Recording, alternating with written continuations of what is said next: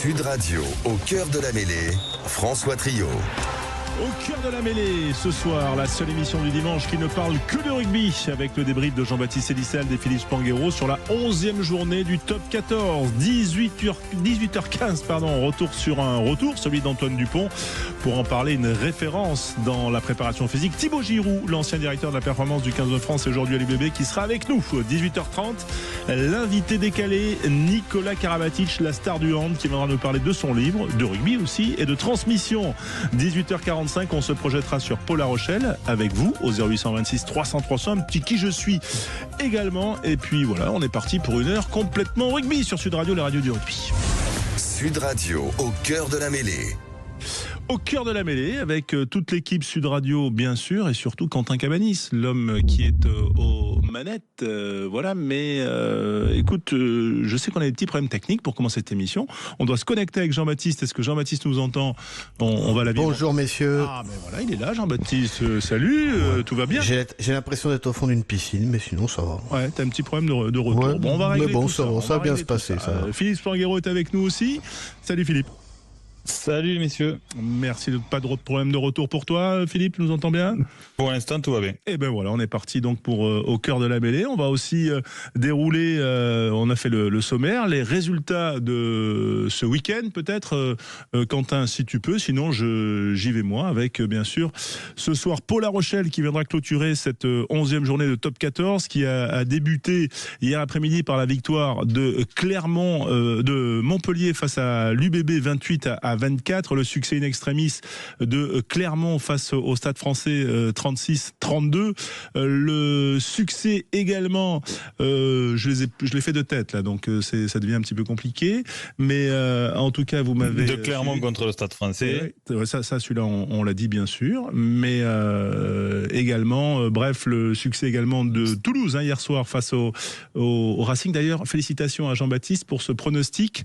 C'était quoi, 48-24? Toi t'avais dit plus 28 pour les Toulousains. Ouais, et encore, alors on va parler d'Antoine Dupont tout à l'heure, mais il m'a fait une relance dans l'embut là qui a amené 7 points au Racing. Il me doit un point, Antoine. D'accord, voilà. Il te doit un point. Mais en tout cas, on était très heureux de le retrouver. Toulon a battu Montauban 54-28. Bayonne s'est défait de Lyon 22-20. Castres a battu Perpignan 23-7. Et donc, je le disais, 48-24 pour Toulouse face au Racing. Pau face à La Rochelle. On a aussi apprécié le tournoi de Seven, la reprise du circuit mondial avec Dubaï. La première étape, voilà, qui est toujours une fête. Fin novembre, début décembre pour lancer le circuit mondial. Les Bleus, les garçons, échouent au pied du podium, battus par les Fidjiens. Ils ont été battus en demi-finale par l'Australie. Les Français, donc, ils sont 4e, battus ensuite en demi-match pour la 3e place par les Fidjiens pour le bronze, 24-7. Les Fidjiens que les Français avaient battus hier, 21-24. 24-21, je veux dire, en poule. Les filles, elles, ont terminé 7e de ce tournoi de Dubaï. Voilà pour les grandes infos du week-end. Carton également des Sud-Africains qui terminent en beauté leur tournée, 73-0 face au Pays de Galles. Alors hier on parlait de la cuillère de Jérôme Filleul sur Sud Radio, de 19h à 20h, on en a parlé hier soir au cœur de la mêlée. Et bien là ce soir on peut commencer avec la fourchette d'Eben Etzebeth. Jean-Baptiste, quand on voit le geste, il a été exclu, il a eu un carton rouge, sur donc cette fourchette, il met son pouce dans l'œil vraiment, et puis il a un gros pouce, Eben Etzebeth, sur le Gallois Alex Mann. Il peut avoir une suspension de 208 semaines, ça peut aller jusqu'à 208 semaines, c'est quand même énorme, jusqu'à 4 ans donc loin des terrains. D'après toi, quelle suspension aura Etzebeth comme ça, sachant que c'est quand même un grand monsieur du rugby mondial?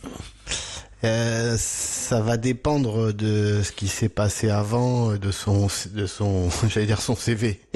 C'est à peu près ça, ouais. De ce qu'il a déjà fait, voilà, dans son casier. Je pense qu'il va charger parce que là l'image elle est, tu peux pas te tromper quoi. Donc alors de là à le suspendre jusqu'à la prochaine Coupe du Monde, je pense pas, mais je pense qu'il peut prendre une bonne année de suspension. Une bonne année de frigo. Philippe, c'est vrai qu'il n'a pas un casier vierge, Eben Etzebeth, hein? Non, il n'a pas un casier vierge. Et puis surtout, bon, vu son âge, il faudrait pas qu'il termine sa carrière là-dessus, internationale, parce que c'est quand même un immense joueur qui mérite une autre sortie. Mais là, pour le coup, c'est assez inexcusable. Je pense que la sanction va être salée. Je le souhaite, pas contre lui personnellement, mais on parle tellement de santé des joueurs, de sanctions sur des gestes comme ça, D'exemplarité. sur un joueur aussi important en termes d'image, il y a un devoir d'exemplarité qui est exacerbé. Tout à fait. Et on verra, en tout cas, on suivra, mais on sait quand même que les Sud-Africains, notamment Rassie Erasmus, mettent beaucoup la pression sur les instances de World Rugby. On va suivre ça quand même, nous qui en avons souvent payé le prix fort côté français. On se souvient notamment de la suspension pour David Atoub en Coupe d'Europe. Je crois que c'était 52 semaines à l'époque. Ça avait été, il y avait aussi Julien Dupuis qui avait été sanctionné. Le podium. Il a 34 ans, Ben Zebet. Donc, en effet, une longue sanction pourrait mettre fin à sa carrière internationale. À suivre en tout cas, et ça ternit quand même un bilan pourtant sportif incroyable des Sud-Africains qui ont terminé, qui ont fait un 5 sur 5 en Europe en battant le Japon, la France, l'Italie, l'Irlande et le Pays de Galles. Le podium top 14 de Jean-Baptiste. L'or pour Jean-Baptiste ce week-end.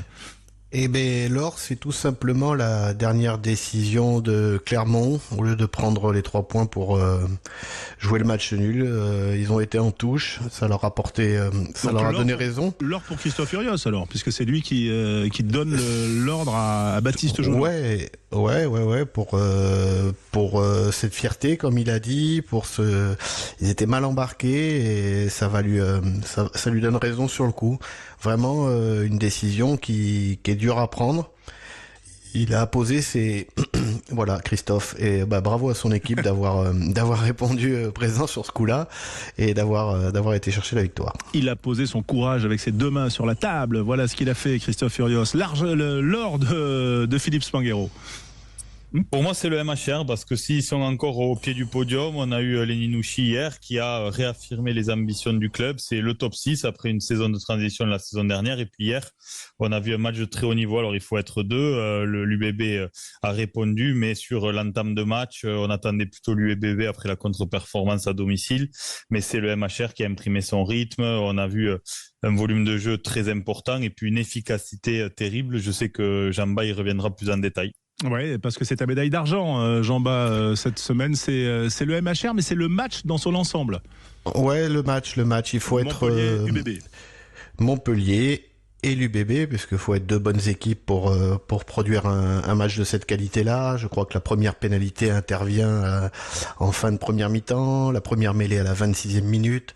Je crois qu'il y a eu 6 temps de jeu à plus de 2 minutes 30. Enfin, vraiment une partie de très haut niveau. Et au milieu de tout ça, un bon arbitrage. Il faut le signaler parce que il a vraiment maîtrisé son match et il a permis aux 30 mecs sur le terrain de faire vraiment un bon rugby. C'était très chouette à regarder. Alors des conditions climatiques très bonnes aussi là-bas, mais vraiment un très très bon match de rugby. Ouais, d'ailleurs Yannick Brugge, pourtant coach battu et sans doute déçu, a souligné aussi la qualité de l'arbitrage. L'argent pour toi, Philippe, c'est plutôt le Stade Toulousain. Oui, le Stade Toulousain, parce que y a ce match abouti. Bon, on s'attendait quand même à une démonstration de toulousaine. On a parlé du contexte, mais c'est vrai que Toulouse a eu un début de saison un peu difficile à l'extérieur. Ils ont vendangé quelques matchs avec des points précieux, mais malgré tout, même avec une équipe remaniée, on parle toujours de la profondeur de banc. Tous les ans, il y a des joueurs qui émergent. Là, c'est le petit Martin Bonnard, enfin Roméo Martin Bonnard, le fils de Rémi Martin, qui a enquis quelques feuilles de match. Bien sûr, Calvin Gourde, dont on parle plus maintenant, mais voilà, tous les ans, la formation de Toulousain joue son rôle et ça leur permet malgré tout, malgré des points laissés en route, d'être encore une fois très dominant et seul en tête du classement. Oui, avec notamment l'arrière aussi Renu hier qui a inscrit un essai absolument incroyable. Le bronze pour toi, Jean-Baptiste. Eh ben le bronze, c'est pas forcément sur le match d'hier, mais c'est Pita Aki. 7 trophées. C'était son dernier match hier, et donc il y a eu un hommage vraiment pour tout ce qu'il a donné à ce club. Je crois que c'est un mec qui est jamais descendu en dessous des 15 sur 20 sur les années qu'il a fait à Toulouse. 7 trophées. il rentre dans les grands joueurs et les légendes du club. Et j'ai bien aimé, même si on a beaucoup parlé d'Antoine Dupont, voilà, c'était bien de lui faire de la place à lui. Ça a été un mec exemplaire apparemment pour ses coéquipiers et vraiment un pur joueur de rugby. Ça a été un plaisir de le voir jouer. Et voilà, donc le bronze pour l'ensemble de son œuvre. J'aurais même pu le mettre hors catégorie. Ouais, tout à fait. Le bronze pour toi, Philippe, pour conclure ces podiums du week-end. Je voulais pas aller à chaque fois sur le même terrain que Jamba, donc j'ai pris Bayonne. Bayonne, pourquoi ? Parce que si il n'y a pas eu un match très abouti hier, ils ont su se défaire quand même d'une équipe du Loup accrocheuse qui aurait pu venir faire le coup. Et Bayonne qui enchaîne une 20e victoire de rang, ce qui est quand même remarquable sur sa pelouse. Donc voilà, ces Bayonnais sont intraitables à domicile, ça leur permet de rester collés en haut de classement avec voilà des ambitions affichées suite à leur demi-finale de l'année dernière. Voilà, et pour rebondir sur le sujet de Pitahaki, j'avais une question pour Jamba parce que il y a eu quand même de très grands internationaux, enfin de très grands joueurs étrangers au Stade Toulousain, et ça m'intéresse de savoir dans la catégorie desquels il place Pitahaki, ceux qui l'ont marqué le plus. Les joueurs étrangers. Ouais, étrangers, j'ai bien compris. Lui, il est quasiment hors catégorie parce qu'il a fait énormément de temps. Alors bien sûr, Byron Keller a fait deux belles années à Toulouse. Il y a eu d'autres, Gareth Thomas, McAllister aussi. Ouais, mais ils sont restés moins longtemps, ils ont gagné moins de trophées. Voilà. Lui, je pense qu'il est hors catégorie. Alors, il y avait les frères Mata. Je pensais à Trevor Brennan, peut-être, en termes de trophées, de longévité. Il doit pas y en avoir beaucoup d'autres. Mais on a moins gagné, nous, dans les années 2000. Je crois qu'on a gagné je sais pas, on a gagné 2 ou 3 championnats et 3 coupes d'Europe. C'est un peu moins que quand même. Et Pitahaki, moyen. Ouais, c'était un peu moins bon que. Ouais. Et Pitahaki, surtout qu'il a fait les 7 finales, 7 fois titulaire et 7 fois. Et je te dis, au-delà de ça, c'est la constance du mec sur autant d'années. Je crois qu'il n'y a pas d'exemple étranger qui m'ont autant marqué que lui. Ouais, et effectivement, ça a été un homme de base entre guillemets de ce cycle-là qui est peut-être en train de s'achever, forcément, hein, comme tous les cycles, mais en tout cas de cette génération-là, voilà, il arrivait du Connacht, me semble-t-il, de mémoire, et il n'avait pas non plus, il avait joué avec la Nouvelle-Zélande à 7, mais c'était pas non plus un CV incroyable comme Keno. Non, puis il avait des gros problèmes au genou, je crois de cartilage qui l'embêtait. Ça a été un pari osé. Je pense que le staff savait qu'il avait des qualités, la cellule recrutement, mais il y avait ce point d'interrogation et il faut tirer un coup de chapeau aussi au staff médical du stade et à sa gestion, parce que il s'en est sorti alors que il est arrivé, il avait pas un genou en très très bon état. Allez, pour terminer, le flop du week-end, Jean-Bas, je te donne le... Moi, ça c'est désespérant quand t'es entraîneur, c'est le coup de tête de Tarit, là, le talonneur du Racing, c'est affligeant.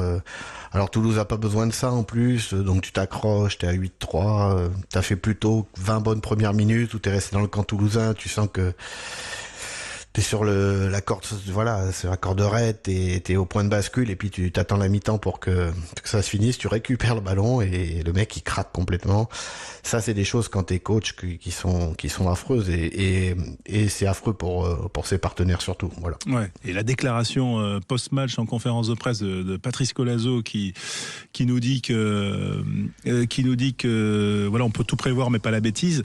Ça laisse augurer quand même des semaines un petit peu tendues entre Tarit et son coach. Messieurs, on va se retrouver dans un instant. Vous pouvez bien sûr nous appeler au 0826 300 300. On va accueillir notre premier invité Au cœur de la mêlée, c'est Thibaut Giroud dans un instant sur Sud Radio. Au cœur de la mêlée, François Trio. Avec Jean-Baptiste Elissalde et Philippe Spanghero, bien sûr. Une heure de rugby, une heure de débrief, une heure sur l'actualité du ballon ovale. Notre premier invité, on le disait, on est heureux de l'accueillir, c'est Thibaut Giroud, le directeur de la performance de l'Union Bordeaux-Bègles, qui est avec nous en direct. Bonsoir Thibaut. Bonsoir. Alors, est-ce que tu nous entends Thibaut et est-ce qu'on t'entend correctement ?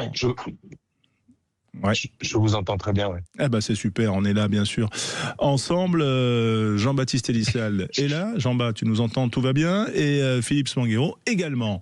On va bien sûr parler de du retour d'Antoine Dupont, parce que c'était aussi ton œil de directeur de la performance, de préparateur physique qui nous intéresse. Mais quand même, on en parlait juste avant la pause. Thibaut, c'est quand même ce match hier de Montpellier face à l'UBB, avec quand même un match plein, un match de haut niveau, de 6 séquences de plus de 2 minutes. On a vu un grand match de rugby. Est-ce que toi, statistiquement, sur la performance athlétique, tu as vu des choses de haut niveau hier? Oui, après ça a été pour nous, pour la perf, ça a été notre match le plus abouti depuis le début de la saison, ça c'est sûr.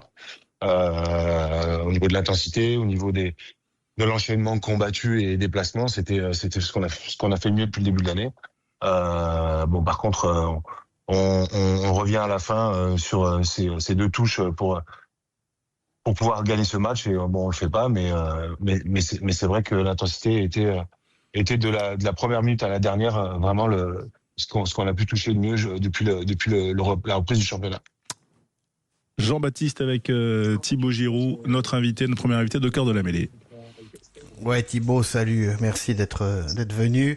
Je voulais te poser la question, toi qui as connu le niveau international et maintenant le niveau top 14, qu'est-ce qui est le plus dur à préparer? D'avoir les joueurs très peu de temps au niveau international et de les mettre à niveau du niveau international, ou d'avoir une équipe et de gérer toutes les blessures, les retours des internationaux, les calendriers, etc. Évidemment, c'est pas du tout le même travail en sélection, comme tu le sais, parce que tu l'as vécu. C'est complètement différent. Les joueurs arrivent en sélection à partir du moment où ils sont blessés, ils rentrent dans leur club. Le seul moment où ils sont pris en charge par la sélection sur un retour de blessure, c'est évidemment pendant la période de prépa Coupe du Monde et Coupe du Monde. Autrement, toutes les autres périodes, tournées, tournois, les joueurs rentrent et on va en chercher des autres. Donc c'est vraiment la grosse différence avec un club où là, il faut que tu gères un effectif complet à l'année. Il faut que tu arrives à jongler avec les mêmes joueurs sur toute la saison. Donc c'est vraiment 2 métiers complètement différents. Philippe Spanghero avec Thibaut Giroud, notre invité dans Au Cœur de la Mêlée. Ouais, salut Thibaut. Écoute, moi j'ai une question par rapport à ce début de saison un peu en dents de scie. Alors, vous êtes très très bien relevé de cette finale perdue d'il y a 2 ans, la saison dernière. On a senti des joueurs vraiment avec l'envie d'aller chercher beaucoup de trophées. Voilà, cette soif, cette volonté. Et puis, ce début de saison, il est un peu en demi-teinte. Alors, on pressent avec ce qu'on a vu hier que c'est pas physique. Est-ce que tu as ressenti, toi, une forme d'aboutissement à la reprise cette saison et de difficulté à se remobiliser? Oui, bien sûr. On avait très bien réagi, comme tu le dis, après la finale perdue contre Toulouse. Ça avait été même d'ailleurs très surprenant parce qu'on s'attendait à être dans le dur justement en début de saison d'après, et ça n'a pas été le cas du tout. Les joueurs ont remis le peu de travail très vite. Si on compare avec cette année, en fait, c'est les 2 mêmes pré-saisons, puisqu'on a fini exactement au même moment sur la première année et la deuxième année. On a eu une pré-saison très courte, très intense, parce qu'on a été obligé de laisser 5 semaines aux joueurs, et on n'a pas pu faire autrement. Et oui, évidemment, cette saison, par contre, on l'a ressenti. On a eu beaucoup de soucis sur le début de saison, sur l'engagement, sur l'envie. Notamment sur les matchs à l'extérieur, au Racing et d'autres. Et c'est vrai que c'était compliqué parce que on a eu aussi un début de saison avec des blessures sur des joueurs cadres, par exemple Yoram Mofana, Max Lecu. On a été relativement chanceux la saison dernière où on n'a pas eu beaucoup de blessures sur toute la saison. C'est pour ça que ça nous a permis de pouvoir jouer sur les 2 tableaux et d'aller au bout, de jouer le maximum de matchs possibles sur les 2 tableaux. Là, quand tu commences ton début de saison avec des joueurs qui se pètent sur les matchs de pré-saison, t'es de suite un peu dans le dur, parce que c'est vrai qu'on a des cadres qui sont vraiment très importants pour nous. On n'a pas forcément non plus un gros volume sur le banc, c'est-à-dire on n'a pas beaucoup de profondeur d'effectifs, donc forcément c'est plus compliqué quand tu pètes certains joueurs. Alors tout ça cumulé a fait que on est sur courant alternatif depuis le début de l'année et on voit encore le match de Pau la semaine dernière. Si on pouvait jouer les matchs à l'extérieur comme on a pu le faire hier, je pense qu'on aurait pris plus de points dès le début de saison. Mais voilà, on est comme tu le dis, on est vraiment sur une saison où on est en dents de scie. Alors on n'est pas la première équipe à vivre ce truc-là parce que il y a d'autres équipes qui ont été championnes et la saison d'après a été compliquée. Nous on a eu un premier titre de champion d'Europe. Donc je pense aussi qu'il y a eu, comme tu le dis, un petit peu d'aboutissement et voilà, et c'est à nous le staff de pouvoir justement refaire partir tout le monde dans le même sens. Mais c'est vrai que c'est compliqué parce que le championnat est super homogène. Tu peux jouer n'importe où contre n'importe qui et c'est toujours des matchs de très haut niveau. Donc oui, c'est très serré, très compliqué. Ouais, Jean-Baptiste avec Thibaut Giroud qui nous fait l'amitié d'être avec nous en direct dans Au cœur de la mêlée. Ouais, Thibaut, je voulais savoir aussi le fait d'avoir beaucoup de pépins, de traumatologie. Comment toi t'arrives dans ta partie, parce que je sais comment tu bosses sur l'intensité des entraînements. Comment t'arrives à gérer tout ça? Est-ce que t'as continué à appuyer sur la pédale et tant pis entre guillemets ceux qui même me suivent, ou est-ce que t'as été obligé de gérer un peu? Est-ce qu'on t'a tempéré les ardeurs? Oui, bien sûr. Bon après, tu peux pas travailler pareil en top 14 que forcément en sélection. Encore une fois, en sélection, tu as toujours des joueurs disponibles. Quoi qu'il arrive, tu auras 42 joueurs. Et puis, c'est encore une fois les meilleurs joueurs du championnat. Donc forcément, tu as une homogénéité qui est assez grande dans l'effectif au niveau du maintien des intensités. En club, c'est différent. Encore une fois, tu dois faire avec l'effectif que tu as. Donc évidemment, tout le monde n'est pas à la même page. Et puis dès que tu pètes un petit peu des joueurs cadres, il faut évidemment avoir une grosse fenêtre d'adaptation.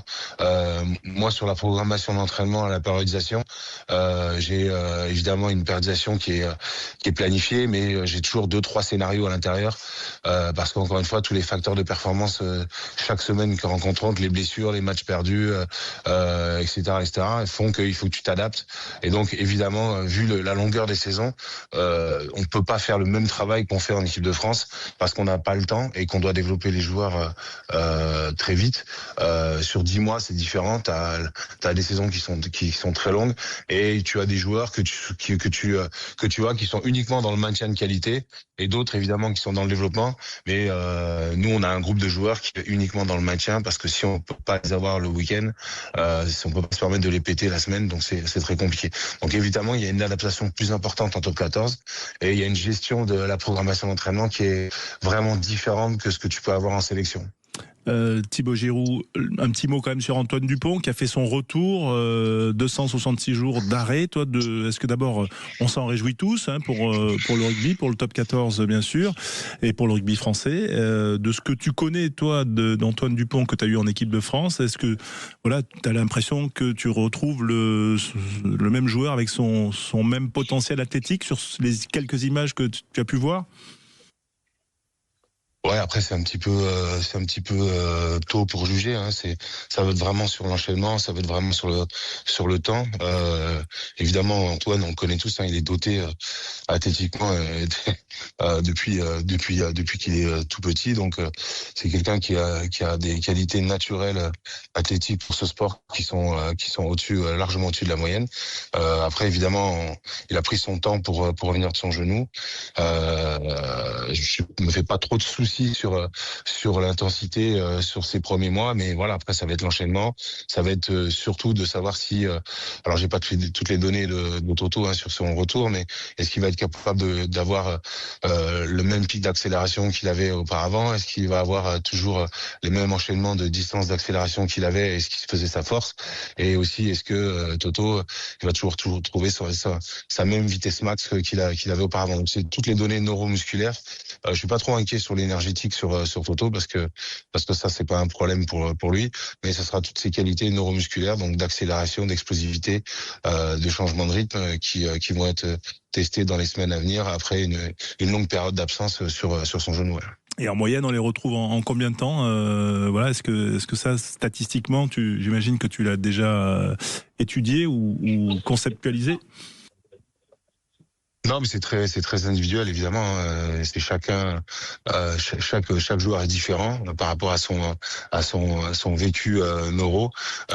Encore une fois, je répète, Toto, il est tellement doté que il est clair que c'est quelqu'un qui est au-dessus de la norme. Par contre, voilà, c'est très important de pouvoir avoir un recul après 3, 4, 5 matchs pour comprendre où il va se situer. Est-ce qu'il va changer son jeu parce que ça sera quelqu'un qui se rendra compte que ses qualités physiques sont un petit peu en dessous à cause de cette blessure, et donc changer sa façon de jouer. Toto, c'est quelqu'un qui peut porter le ballon à tout moment. C'est un gros porteur de ballon.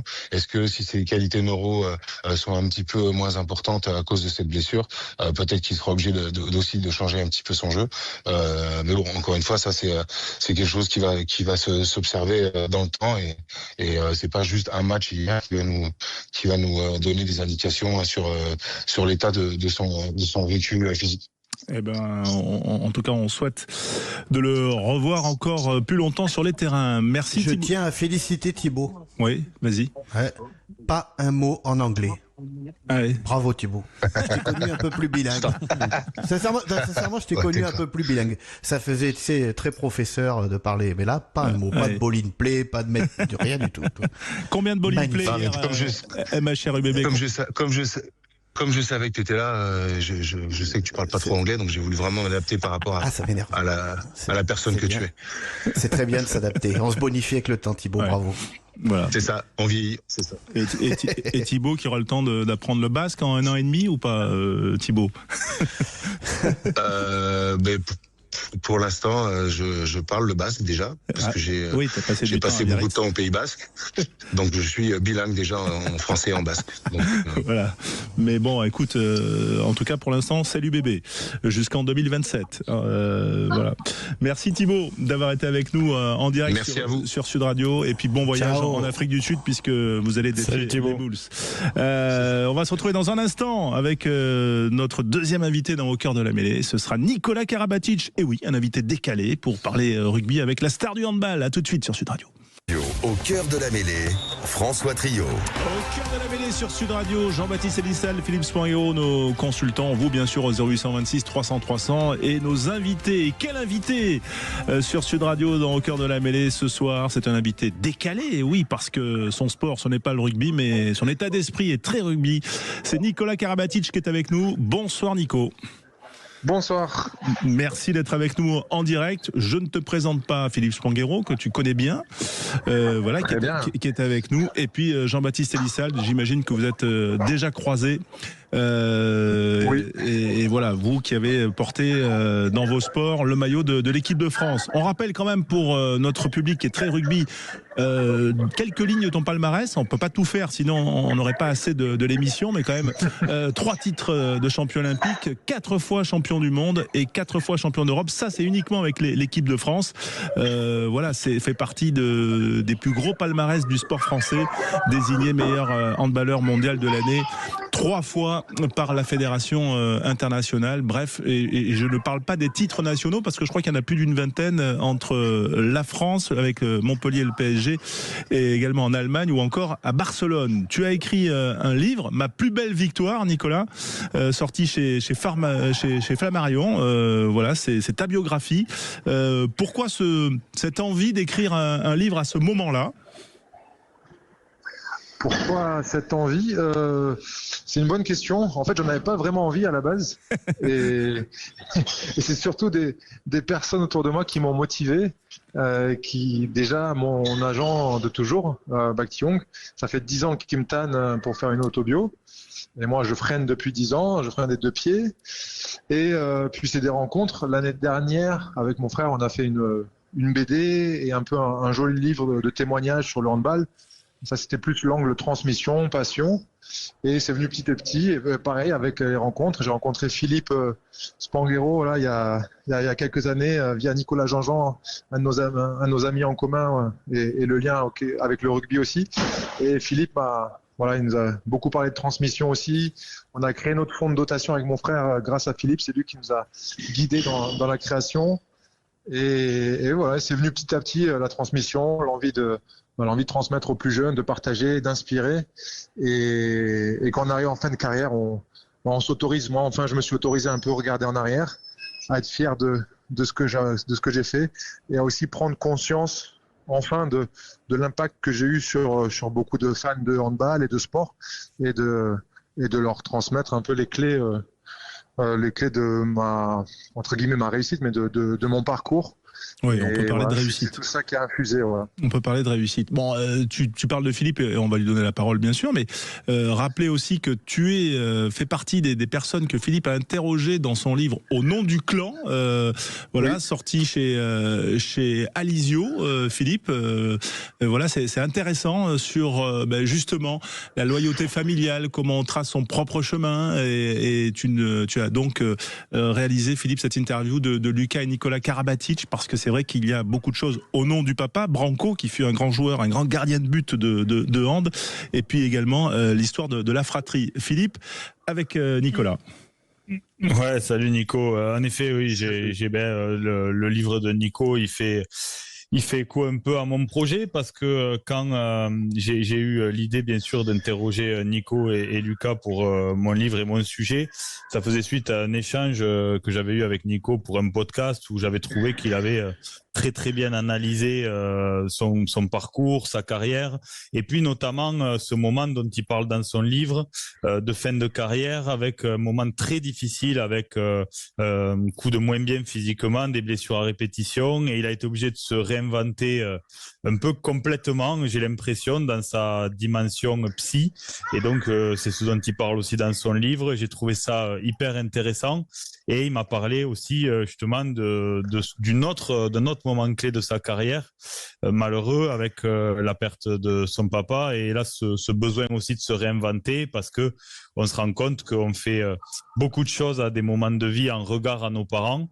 et puis quand ils sont plus là, il faut trouver des nouveaux leviers de motivation. Et en fait cet échange m'avait beaucoup marqué, et donc c'était forcément naturel qu'il participe au projet, avec Lucas aussi, parce que au-delà de la relation père-fils, il y a une relation entre Nico et son frère qui est quand même incroyable, de complicité, de connexion, et puis de fierté mutuelle. Et donc c'était un beau cadeau qu'ils m'ont fait tous les deux, de me raconter leurs histoires qui sont très différentes, parce que Nico a passé sa vie dans le hand, et Lucas était un grand joueur de tennis avant de revenir au hand ensuite. Et d'avoir une carrière internationale aussi impressionnante. Jean-Baptiste Elissal, quand même, j'imagine que quand tu as Nikola Karabatic dans ton émission Au cœur de la mêlée, forcément tu as envie de lui poser quelques questions. Ouais, la première question, c'est que s'il avait pu jouer au rugby, à quel poste il aurait aimé jouer, et surtout dans quel club? Au Montpellier au rugby ou dans un autre club? Salut JB. Salut. Très bonne question. La première, écoute, je sais pas. Nous en équipe de France, on avait Claude Onesta et Pierre Sébastien, qui était le médecin de l'équipe de France, qui venait bien sûr de Toulouse et qui nous parlait souvent rugby. Et Pierre Sébastien avait beaucoup joué au rugby, donc lui me tannait à chaque fois. Il me disait que j'aurais fait un très bon 3/4 centre. Donc je sais pas si c'est le cas ou pas. Mais en tout cas, ce qui est sûr, c'est que je me serais battu comme un chien. Et ce que j'aime dans le rugby, c'est vraiment ça, c'est que c'est le sport ultime, c'est le sport de combat, et c'est souvent le meilleur joueur. Il n'est pas élu que avec les essais qui marquent et tout ce qui brille, mais aussi avec la défense et avec l'engagement. Et donc, il m'avait dit 3/4 centre, donc je sais pas si j'étais assez rapide pour ça, mais. Mais toi, quand tu vois des matchs où je sais que tu en as vu beaucoup, il y a un poste qui t'attire ou Après, j'avais pas forcément mon gabarit. Enfin, quand tu as un gabarit comme le mien, 1m96, 103, 104 kilos, ça fait que t'es plus. Je pense que tu es plus dans ces deuxième ligne, troisième ligne. Je n'aurais pas pu être 3/4 L, mais après j'aime bien le côté tactique. Mais bon, j'aurais pas pu être demi d'ouverture ou de mêlée, parce que mon gabarit aurait été utile ailleurs. Mais mais c'est un sport que j'aime beaucoup et j'ai beaucoup d'amis qui viennent de ce sport-là, donc il y a des vrais liens. Ouais, maintenant tu as rangé, on va dire, tes baskets de handballeur. Voilà, maintenant tu fais un peu de padel, je crois, un petit peu pour tes heures perdues. Alors, figure-toi, j'ai reçu quelques informations. On me dit qu'il y a une rumeur qui tourne que l'énorme compétiteur que tu es a refusé un padel vendredi à 7h30 du matin. Pourquoi ? La peur peut-être, me dit-on. Et je pense que l'info te vient d'un autre collègue rugbyman à moi, qui s'appelle Benjamin Kaiser. Ouais, oui, c'est pas faux. Avec qui on a créé un club d'entrepreneurs athlètes de padel qui s'appelle Sphère. Et j'étais avec lui jeudi soir avec Raph Varane et Benjamin Kaiser parce qu'on avait une petite conférence parce j'ai rejoint Ben dans son aventure Teampact. C'est une structure qui investit dans des startups à impact positif, santé ou climat, et où on essaie d'extraire le meilleur du sport pour l'amener aux dirigeants et aux fondateurs des startups. Donc c'est comme ça que j'ai rencontré Ben. Derrière, on a créé, on s'est super bien entendu, et on a créé avec un autre rugbyman, mais qui a pas percé, qui s'appelle Basile Aguet, un club de padel qui s'appelle Sphère. Et donc Ben était là, il a voulu me faire jouer à 7h30 vendredi matin. Ouais. Sauf que bon, j'ai les enfants, et maintenant je suis père de famille aussi, je m'implique à fond, donc je devais les amener à l'école, ça aurait pas collé, je me serais fait taper sur les doigts par ma compagne, ça aurait pas matché. Ah oui, oui, c'est ça, il faut respecter les horaires, voilà, comme tu l'as fait dans ta carrière de handballeur, mais aussi maintenant à la maison, voilà, avec la famille. Oui. Qu'est-ce qui te manque le plus, tiens, Nicolas, du terrain de la compétition que tu as fait au plus haut niveau pendant plus de 20 ans? Eh ben, paradoxalement, il n'y a rien qui manque. C'est assez marrant.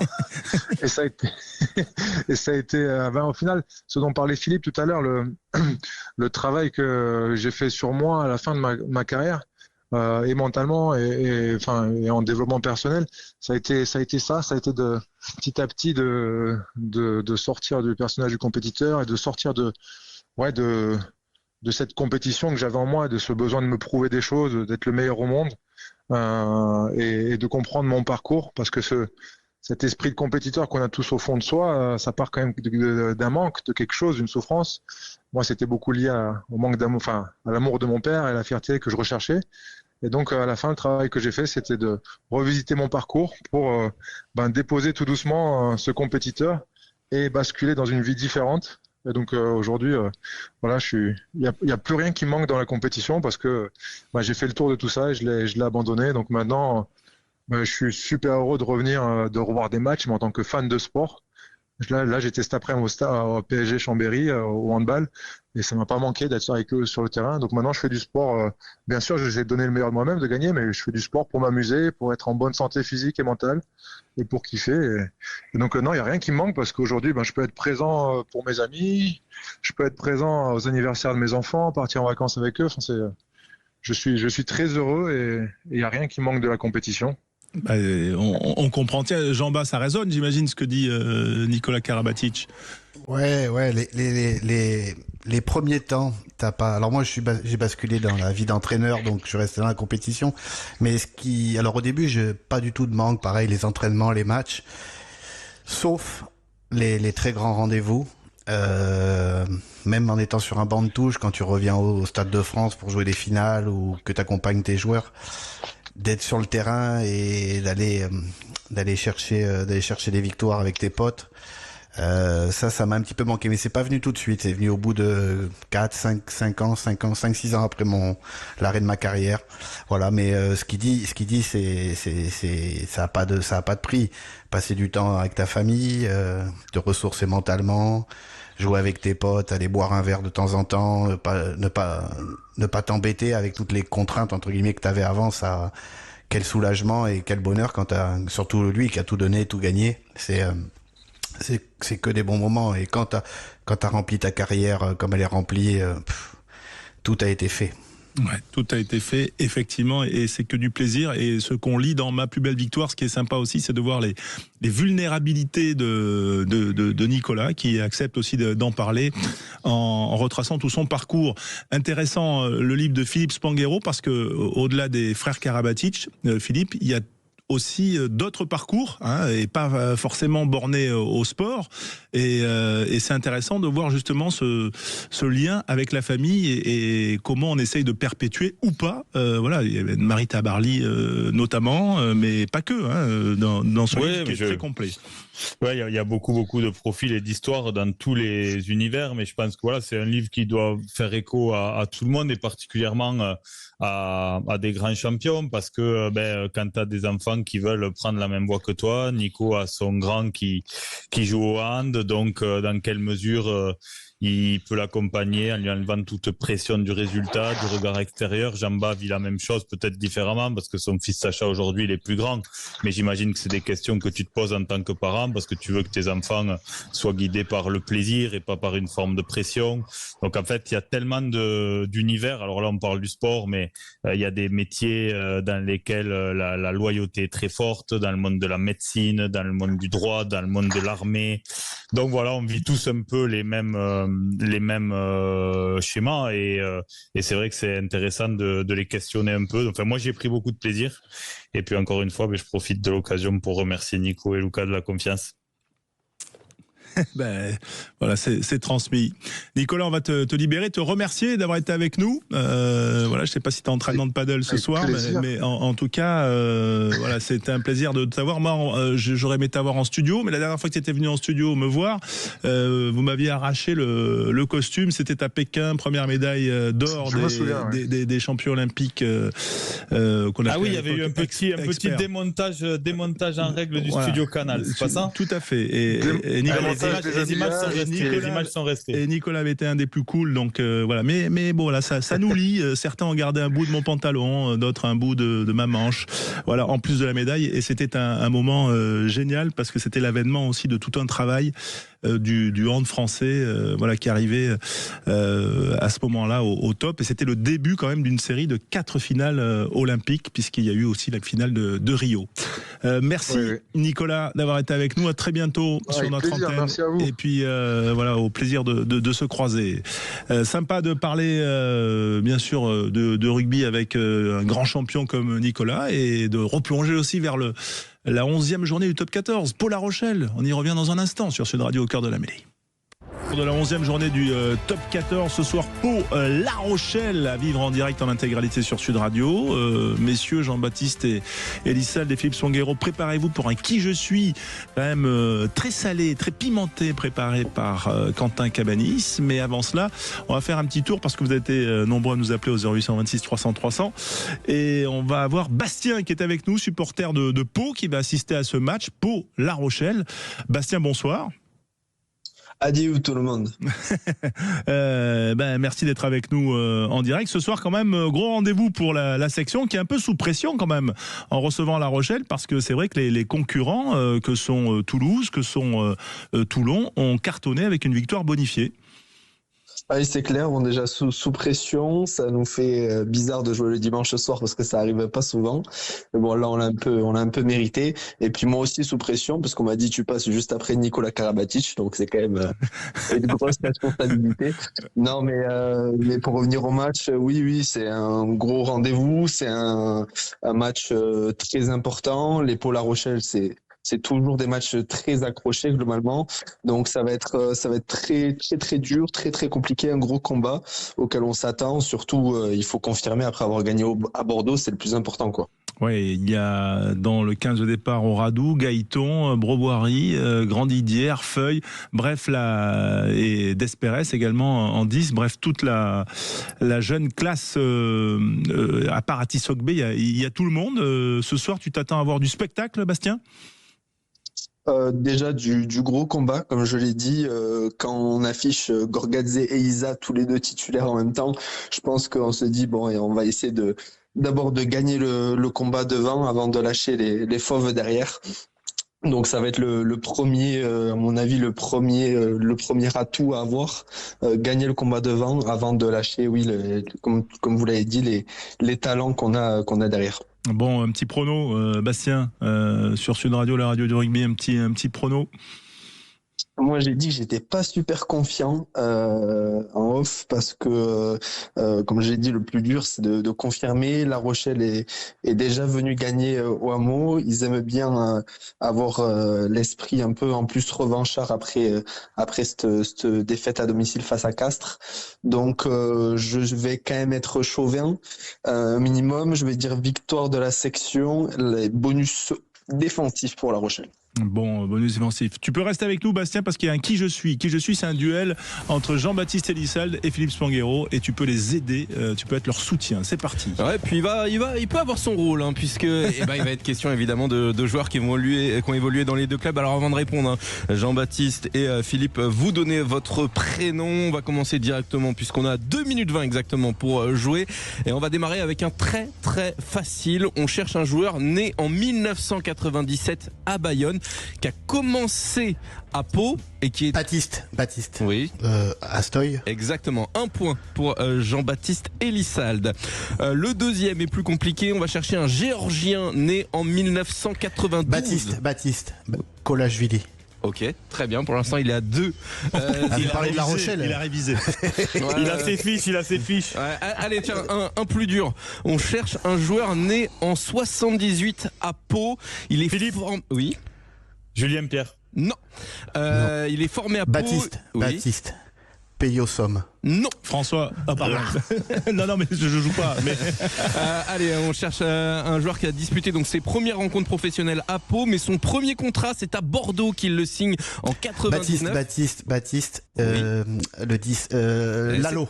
Sébastien Lalo, effectivement. Oh là là, il marche sur l'eau. Magnifique. Qui a fini sa carrière. Dans les indices, il y avait son surnom, c'était Gad, parce qu'il ressemblait physiquement à Gad Elmaleh. Il marche sur l'eau. Exactement. Allez, on va en faire un autre. Celui-là, je l'avais réservé pour Baptiste. On va voir s'il se souvient de lui. Un pilier argentin né en 1977. Qui a commencé à La Rochelle, 115 matchs avec les Rochelais. Il a évolué avec Jean-Baptiste Trop Elissalde. facile pour Jean-Baptiste. Bah ouais, il le cherche. Hein. Il a joué à Bayonne, à Pau, à Tarbes. Il a fini à Chambéry en 2014-2015, mais il a évolué à La Rochelle entre 2000 et 2004. 115 matchs. En gros, avec Jean-Baptiste. Ah ouais, 2 saisons avec Jean-Baptiste Elissalde et... Je leur parlais pas au pilier, putain. un Argentin. Si, je l'ai son nom, mais... Ouais. Si, je l'ai son nom. Garcia. Exactement, Georges Garcia, c'est exactement Georges ça. Garcia. Bon, allez, on en fait un dernier, puisqu'il nous reste 30 secondes. Histoire de pas être Fanny. Philippe, attends, le Fanny. Je prends 6 mois d'avance. Allez, on va chercher un joueur qui est peu apprécié dans la région bordelaise. C'est un jeu de mots avec son nom de famille. Il est né en 95. Il a commencé à La Rochelle. Il est ensuite parti à Vannes. Et puis il est retourné à La Rochelle. Et il a rejoint la section paloise en 2024. Baptiste. Oui. Elliot Roudil. Non. Putain. Moi je l'ai. Bastien, on t'écoute. Bastien, il joue pour moi. Il donne son point à Philippe. Bastien, on t'écoute. Je donne mon point à Philippe, bien sûr. Rémi Piquette. Quoi, bien sûr. Qu'est-ce qu'il a Rémi Piquette, peu apprécié dans le Bordelais, la Piquette, évidemment. Voilà. En tout cas, on soulignera la large victoire de Jean-Baptiste Elissalde aujourd'hui.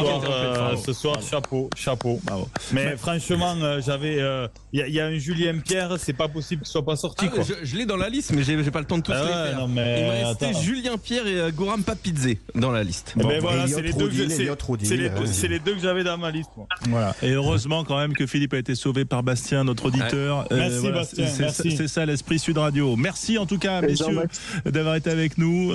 Bon match ce soir à suivre, bien sûr, avec Alexandre Priam, toute l'équipe Sud Radio. Et puis tout de suite, Judith Belair. C'est parti, c'est excellent. Bonne soirée sur Sud Radio.